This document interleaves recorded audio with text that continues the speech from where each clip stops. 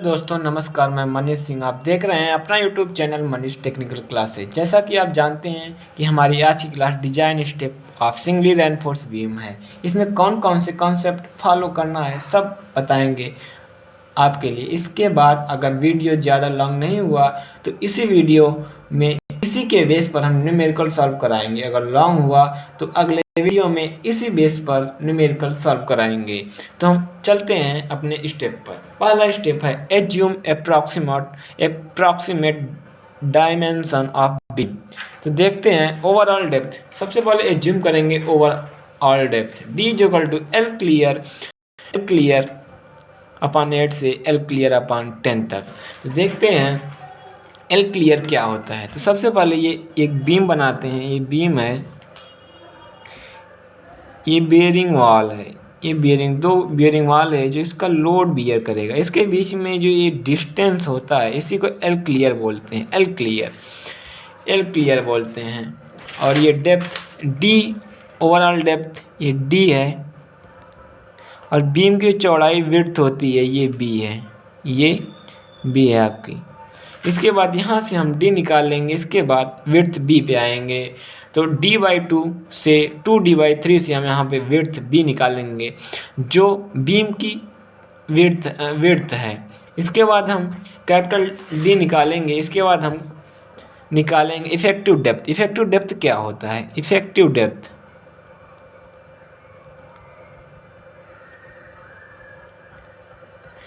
Depth D equal to होता है आपका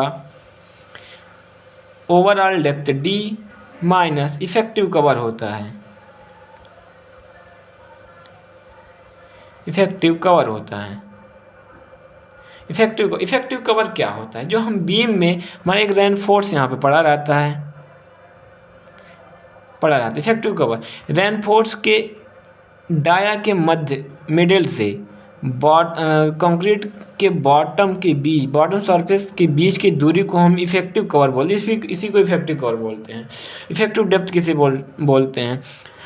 बीम के टॉप सरफेस से रेनफोर्समेंट के डाया के मिडिल तक के बीच की दूरी को हम इफेक्टिव डेप्थ बोलते हैं। तो यहाँ से इफेक्टिव डेप्थ निकाल लेंगे। उसके बाद हम आएंगे स्टेप 2 पे। स्टेप 2 पे कैलकुलेशन ऑफ इफेक्टिव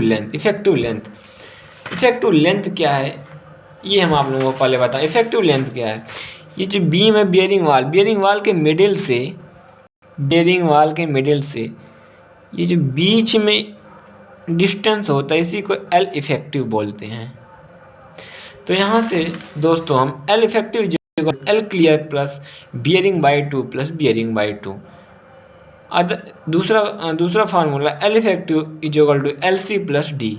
इन दोनों में जो मिनिमम वैल्यू आएगी उसी को यूज करेंगे। इसके बाद हम स्टेप 3 पे जाते हैं। स्टेप 3 क्या है? Calculation of load. सबसे पहले हम इसके बाद हम कैलकुलेशन ऑफ लोड ज्ञात करेंगे। Total load W equal to dead load plus live load. दोस्तों क्या होता है? लाइव लोड क्वेश्चन में दिया रहता है और डेड लोड हमें निकालना पड़ता है। डेड लोड क्या होता है दोस्तों? डेड लोड वह लोड होता है जो हमारे बियरिंग वाल पर कंक्रीट और स्टील का स्ट्रक्चर पे लोड होता है, उसी को हम डेड लोड बोलते हैं। Dead load is equal to B into D into L into 25 kilo newton प्रति मीटर क्यूब। बी क्या है? बीम की विड्थ है। डी क्या है? बीम की ओवरऑल डेप्थ है। एल क्या है? पर मीटर की इसकी लेंथ है, पर मीटर के लिए निकालते हैं, इंटू 25 किलो न्यूटन प्रति मीटर क्यूब का। ये कंक्रीट की डेंसिटी। उसके बाद हम टोटल लोड निकालने के बाद हम फैक्टर ऑफ सेफ्टी से गुणा कर देते हैं, जो फैक्टर्ड लोड आ जाता है। फैक्टर ऑफ सेफ्टी क्या होता है? किसी भी स्ट्रक्चर को सेफ रखने के लिए हम एक्स्ट्रा फैक्टर ऑफ सेफ्टी 1.5 से गुणा कर देते हैं। उसके बाद आते हैं अगले स्टेप 4 पे। अगले स्टेप 4 क्या है? Calculate of bending moment.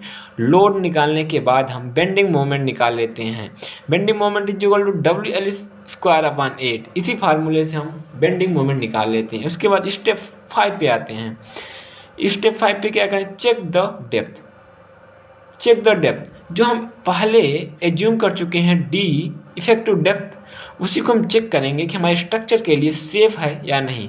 तो MR limit is equal to 0.148 FC के BD² FE 250 के लिए। तो यहाँ देख रहे हैं आप हर कंडीशन के लिए अलग अलग फार्मूले दिए गए हैं। जैसे Fe 250 के लिए अलग फार्मूले, Fe 415 के लिए अलग फार्मूले, Fe 500 के लिए अलग फार्मूले। तो यहाँ हम bending moment is equal to MR limit के इक्वल कर देंगे। यहाँ से हम निकाल लेंगे D, effective depth is equal to D निकाल लेंगे। अगर ये हमारा निकाला हुआ D एज्यूम D से छोटा है तो हमारा स्ट्रक्चर सेफ होगा, स्ट्रक्चर सेफ होगा। अगर बड़ा है D, यहाँ निकाला हुआ D एज्यूम से बड़ा है तो हम रीडिज़ाइन करेंगे। रीडिज़ाइन क्या होता है दोस्तों, अगर बड़ा हुआ तो रीडिज़ाइन करेंगे, जो माने हैं एज्यूम किए हैं तो वहाँ हम और छोटा D मान के फिर वही प्रक्रिया दोहराएंगे।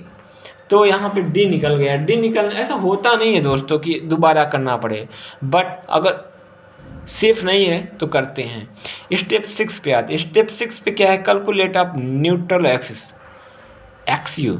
न्यूट्रल एक्सिस क्या है दोस्तों, पहले देखते हैं इसका फार्मूला है। BMU bending moment is equal to 0.36 FCK B XU D minus 0.42 XU। इसी फार्मूले से हम न्यूट्रल एक्सिस XU निकाल लेते हैं, जो बेंडिंग मोमेंट हमें पहले से ज्ञात होता है। तो दोस्तों देखते हैं हम क्या है न्यूट्रल एक्सिस क्या होता है। जैसे कि दोस्तों हम कोई बीम ले लेते हैं, कोई बीम हुआ। न्यूट्रल एक्सिस वह एक्सिस होता है, किसी स्ट्रक्चर का वह एक्सिस होता है जहाँ पे उस स्ट्रक्चर पे जहाँ मोमेंट जीरो आ जाए उसी को हम न्यूट्रल एक्सिस बोलते हैं, न्यूट्रल एक्सिस बोलते हैं। बस न्यूट्रल एक्सिस XU से रिप्रेजेंट करते हैं, XU। उसके बाद दोस्तों हम आते हैं स्टेप 7। स्टेप 7 पे क्या है, calculate area of steel AST, जिसे रिप्रेजेंट करते हैं AST से। तो दोस्तों AST यहाँ से निकाल लेंगे 0.36 FCK B XU by 0.87 FY।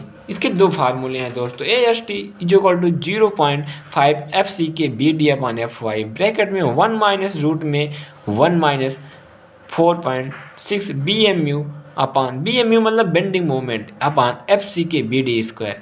तो यहाँ से हम दोस्तों AST निकालें, यहाँ दोनों में से किसी में से निकाल लेंगे, कोई दिक्कत नहीं होगी। AST निकाल लेंगे, यहाँ से AST निकाल लेंगे। AST क्यों निकालते हैं दोस्तों, AST हम इसलिए निकालते हैं क्योंकि हम जो स्ट्रक्चर बना रहे हैं उसमें कितना स्टील की आवश्यकता होगी, उसी लिए हम AST निकालते हैं दोस्तों।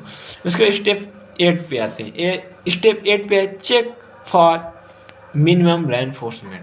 हम ये स्टील को चेक करते हैं कि स्टील जो हम निकाले हैं उस स्ट्रक्चर के लिए कम तो नहीं ना है। तो इसके लिए हम AST मिनिमम निकालें। AST minimum is equal to 0.85 into BD upon FY।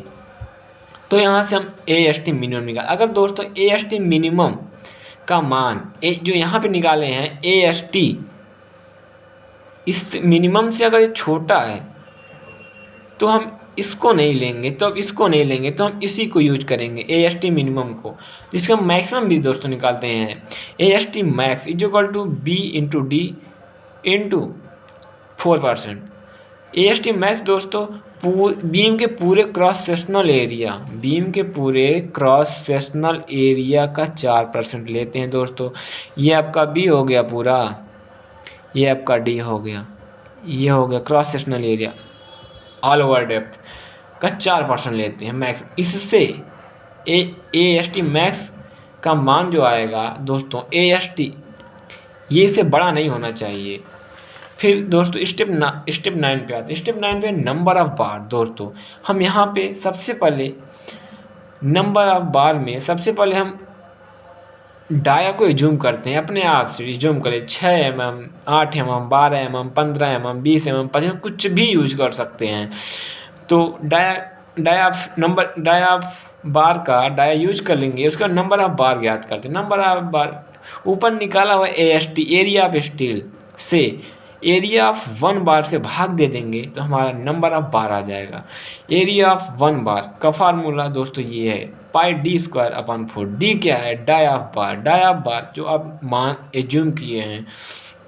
तो दोस्तों हमारा ये स्टेप ख़त्म हुआ। दोस्तों वीडियो लॉन्ग होने के कारण इसमें हम न्यूमेरिकल नहीं करा पाएंगे, इसलिए अगले वीडियो हम इसी बेस पे इसी बेस पे design step of singly reinforce beam का